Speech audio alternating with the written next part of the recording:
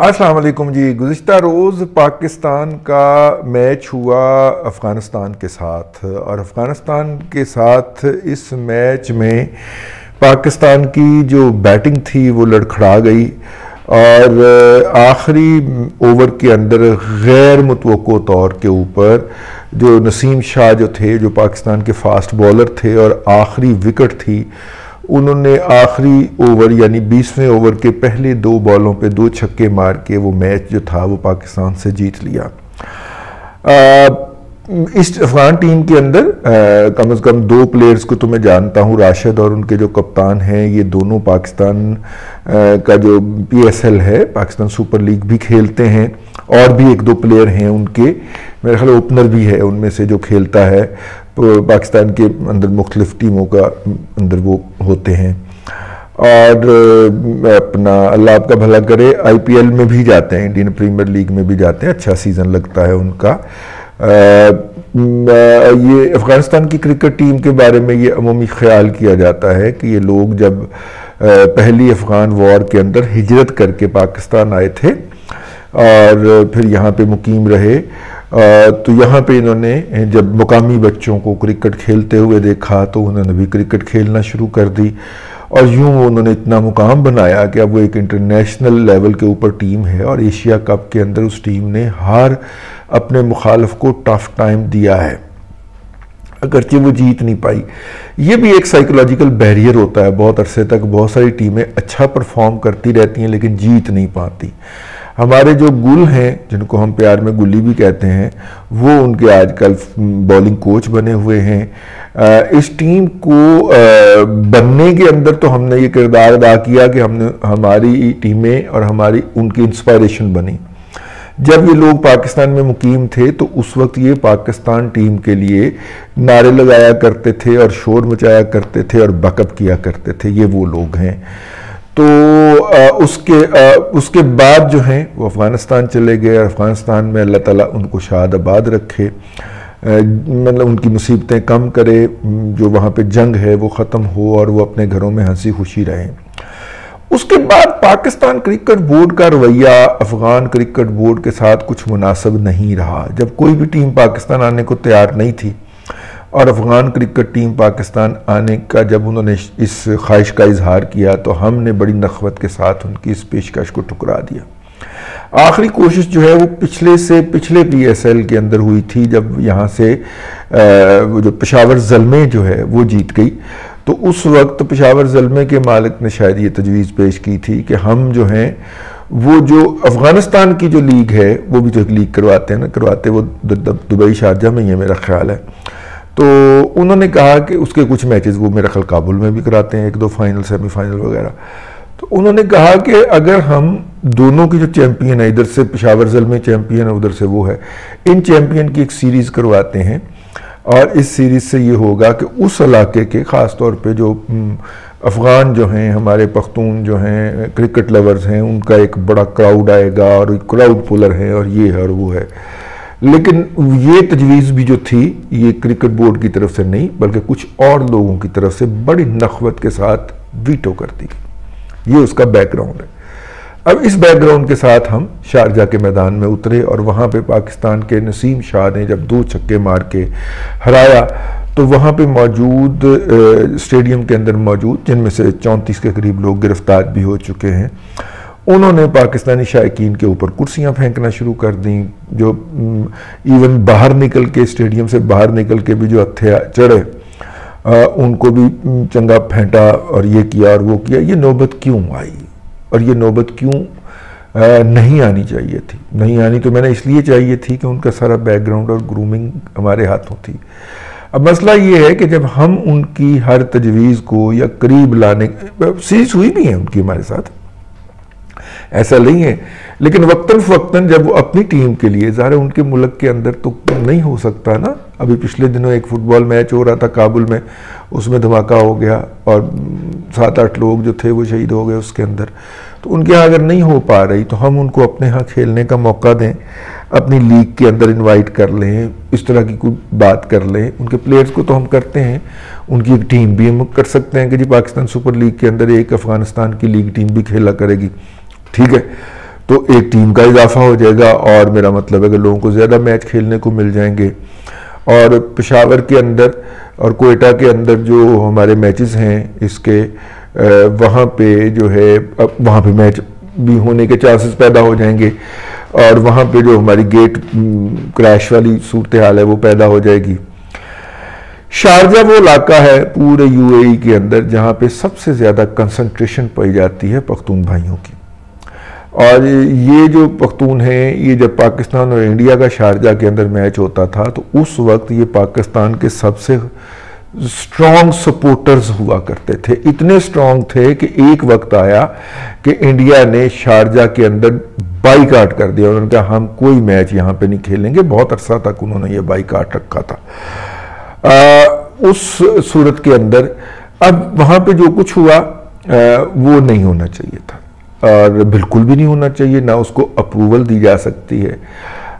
मैं उसकी शदीद तरीन अल्फाज के अंदर मज़म्मत करता हूँ और अफ़गानिस्तान के जो लोग हैं उन्हें इस रवैये के ऊपर पख्तून भाइयों को नज़रसानी करनी चाहिए, क्योंकि इनमें से बेशतर ये जो कल पाकिस्तानियों को सबज़ वो उन्होंने कई ने जज्बात में आके खिलाड़ियों जैसी कपड़े पहने होते हैं तो उनको पकड़ पकड़ के जो मार रहे थे, तो उनको शर्म करनी चाहिए कि वो वहाँ पे पाकिस्तान के पासपोर्ट पे गए हुए हैं। लेकिन उसके जवाब के अंदर जो पाकिस्तानियों की तरफ से रवैया आया मुझे उसकी बहुत तकलीफ़ हुई और वो ज़ाहिर है कि रवैया एक जहालत की बुनियाद के ऊपर है और ये जहालत इस कौम के ऊपर मुसल्लत की गई है। आप अंदाज़ा फरमाइए कितने दुख की बात है कि अफ़गानिस्तान के अंदर 2 जंगें लड़ी गई हैं और हमेशा लॉ एंड ऑर्डर की सिचुएशन रही है, लेकिन पाकिस्तान के किसी मीडिया हाउस का, मैं फिर कहता हूं पाकिस्तान के किसी मीडिया हाउस का, किसी भी मीडिया हाउस का कोई परमानेंट कॉरेस्पॉन्डेंट जो है वो काबुल के अंदर नहीं है।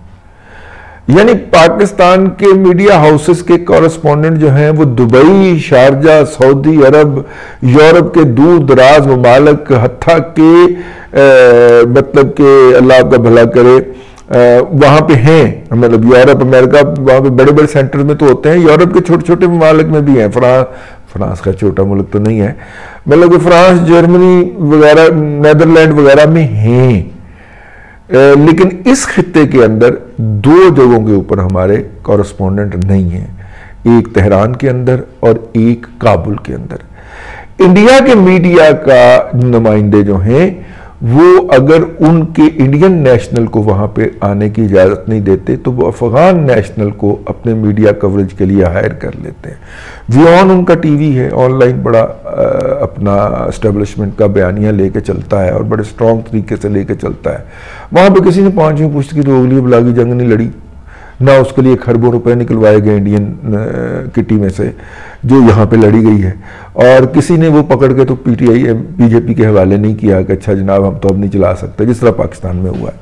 तो लेकिन यार मेरा मतलब है कि हुकूमत को तो छोड़ें।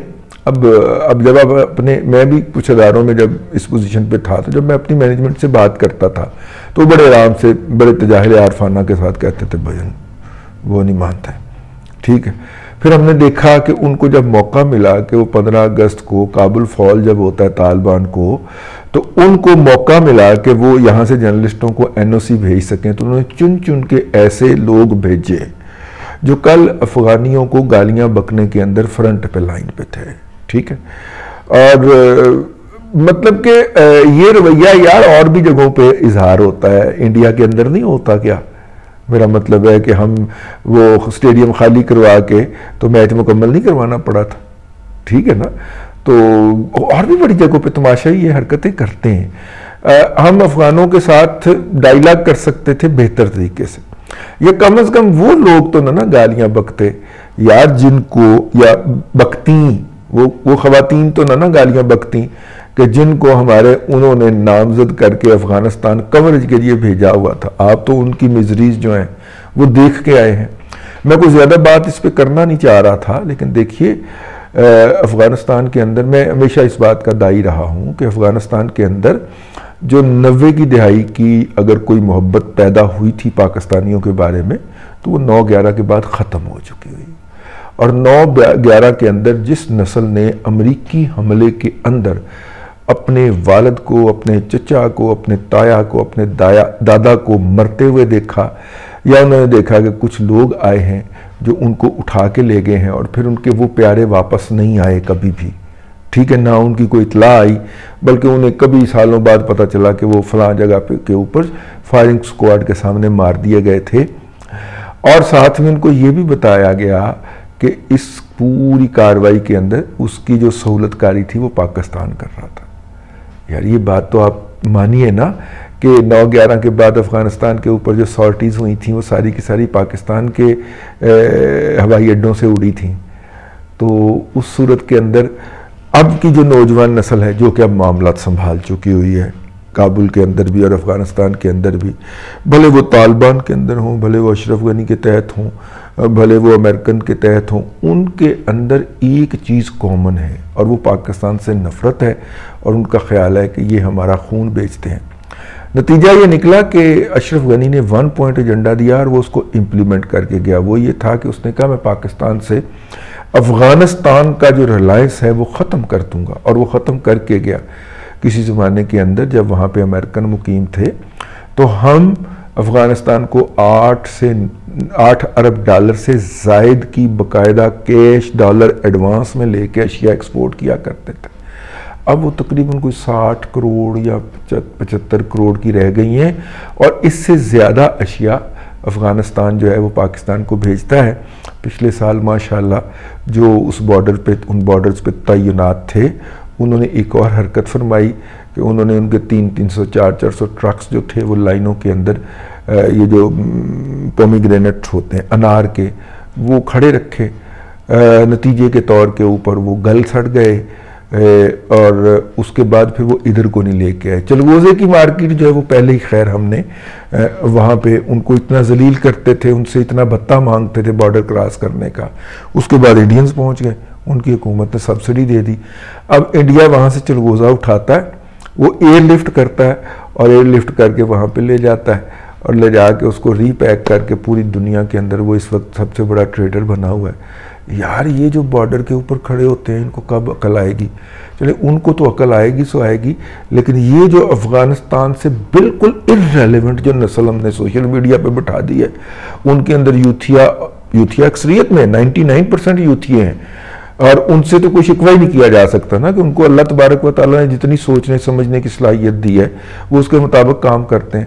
लेकिन आम पाकिस्तान इतना इर्रेलेवेंट है उनके कि वो बड़े आराम से कहता है कि जनाब इन्होंने हमारे नमक हराम तो हुजूर आप हैं, आपने उनकी बहनें बेटियां बेची हैं उठा के अमेरिकन को, और आपके उस वक्त के हुक्मरान परवेज़ मुशर्रफ ने अपनी किताब में फ़ख्र के साथ इसका इतराफ़ भी कर रखा है।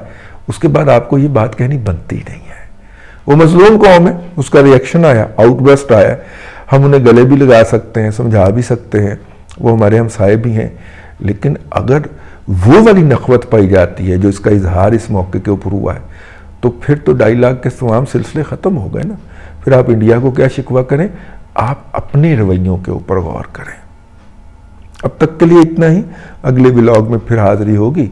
अल्लाह तबारक व तआला आपको आसानियाँ अता करे और आसानियाँ खल्क़े खुदा में तकसीम करने की तौफ़ीक़ अता करे।